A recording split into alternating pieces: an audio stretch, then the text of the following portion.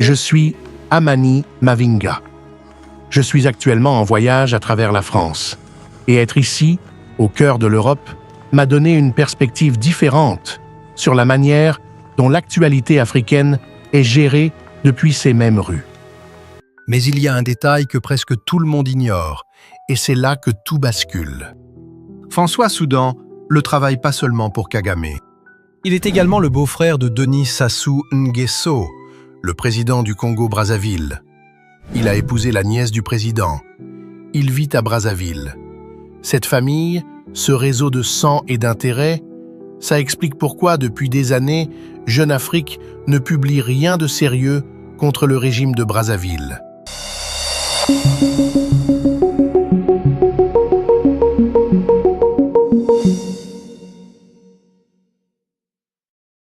Ce soir, nos révélations vont en déranger plus d'un. Dans le confort des bureaux parisiens, certains pensaient rester intouchables. Ils ignoraient que nous irions creuser aussi loin. Il y a un magazine que des millions d'Africains lisent chaque semaine comme si c'était la Bible. Un magazine qui se présente comme la référence de l'information africaine. Et pendant que les Congolais meurent à l'Est, pendant que le M23 avance, pendant que des villages brûlent, ce magazine garde le silence sur le Rwanda. Un silence parfait, un silence chirurgical. Attendez, ce n'est pas un accident, ce n'est pas de la négligence éditoriale, c'est un contrat. Voilà ce dont on va parler aujourd'hui. Ici, sur Africa Flashes, on ne va pas vous raconter les nouvelles, on va vous montrer qui écrit les nouvelles et pourquoi. Jeune Afrique. Le nom sonne bien, non?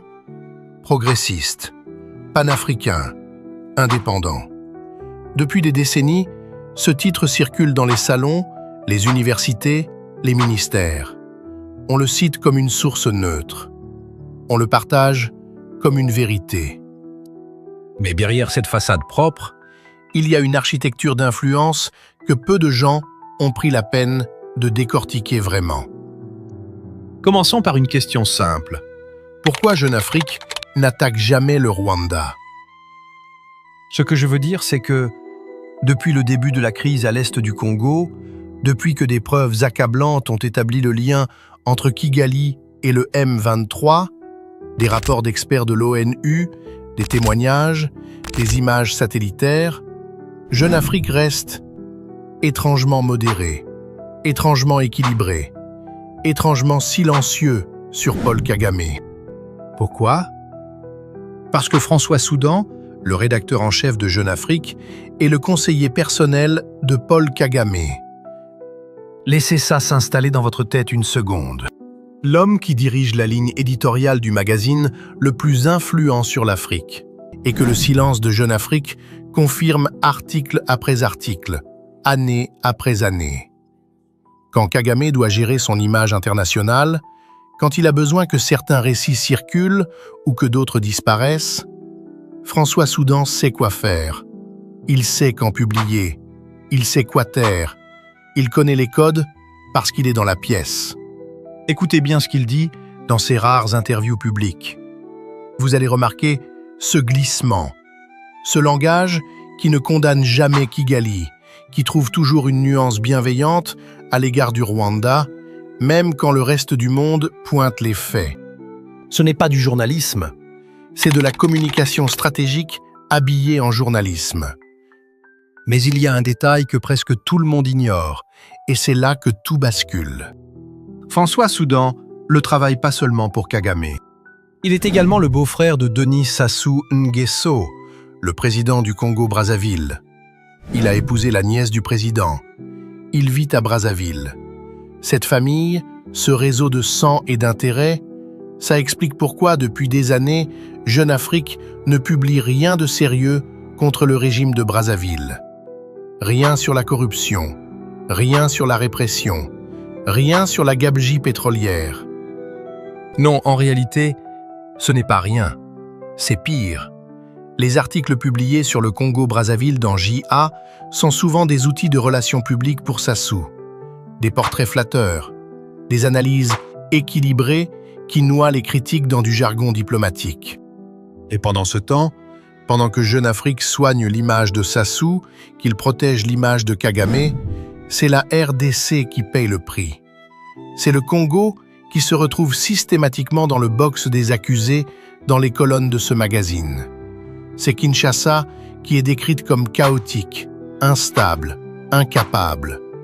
C'est le peuple congolais qu'on présente comme victime de lui-même. Réfléchissez à ça. Dans une guerre où le Rwanda est désigné comme agresseur par des experts internationaux, le magazine africain de référence trouve le moyen de remettre en question le Congo à chaque fois. Ici, sur Africa Flasheuse, on appelle ça une position. Une position calculée, financée et exécutée. Et ce n'est pas terminé. Regardez cette déclaration. Suivez le travail de Stanis Boujakera, le correspondant principal de Jeune Afrique en RDC. Cet homme suit à la lettre une ligne éditoriale établie contre Kinshasa. Quand il couvre les tensions à l'Est, le cadrage reste le même. Complexité congolaise, défaillances étatiques, tribalismes locaux. Le Rwanda, une puissance régionale qui s'inquiète pour sa sécurité. C'est du storytelling, c'est du cinéma journalistique. Brillamment exécuté, mais fondamentalement orienté. Ce système, il a un nom. On l'appelle la France-Afrique. Ce réseau invisible où des intérêts français, africains et diasporiques se mélangent pour contrôler les récits, protéger certains régimes et sacrifier d'autres. Jeune Afrique n'est pas en dehors de ce système. Il en est l'un des rouages médiatiques les plus sophistiqués. Pensez-y. Un magazine fondé à Paris, dirigé par quelqu'un installé à Brazzaville, payé par Kigali, et dont le correspondant à Kinshasa trace une ligne contre la RDC. Tout ça emballé dans un discours de journalisme africain indépendant. Alors, qu'est-ce qu'on fait avec ça? D'abord, on arrête de lire Jeune Afrique comme si c'était un oracle. On le lit comme ce qu'il est, un acteur avec des intérêts, des alliances et des angles morts volontaires. On croise les sources.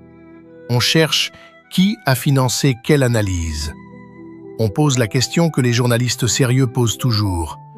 À qui ça profite? Mais il y a quelque chose de plus grand ici. Parce que si Jeune Afrique peut opérer comme ça depuis des décennies, dans l'impunité, avec de la crédibilité, sans être vraiment challengé, c'est parce que nous, on leur a donné ce pouvoir. On a partagé leurs articles, on les a cités dans des débats, on les a laissés définir notre réalité. La guerre à l'est du Congo n'est pas qu'une guerre militaire.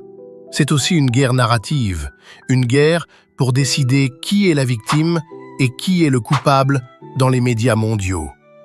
Et dans cette guerre-là, Jeune Afrique a déjà choisi son camp. La vraie question, celle qui devrait vous empêcher de dormir ce soir, c'est simple. Combien d'autres médias indépendants africains fonctionnent exactement de la même façon? Et on n'a pas encore les noms? Comme nous l'avons vu aujourd'hui, la frontière entre journalisme indépendant et communication stratégique est souvent plus mince qu'elle n'y paraît. Être ici en France, observer de près les systèmes qui exportent ces récits, ne fait que renforcer l'importance de rester vigilant. Mais je veux vous entendre. À une époque où l'information devient un véritable théâtre de guerre, comment vérifiez-vous les sources auxquelles vous faites confiance chaque jour? Continuons la discussion dans les commentaires ci-dessous. Si cette analyse vous a apporté de la valeur, envisagez de rejoindre notre communauté sur Africa Flashes pour davantage de perspectives de terrain que vous ne trouverez pas dans les grands titres. Je suis Amani Mavinga, et d'ici la prochaine fois, restez curieux et gardez votre esprit critique.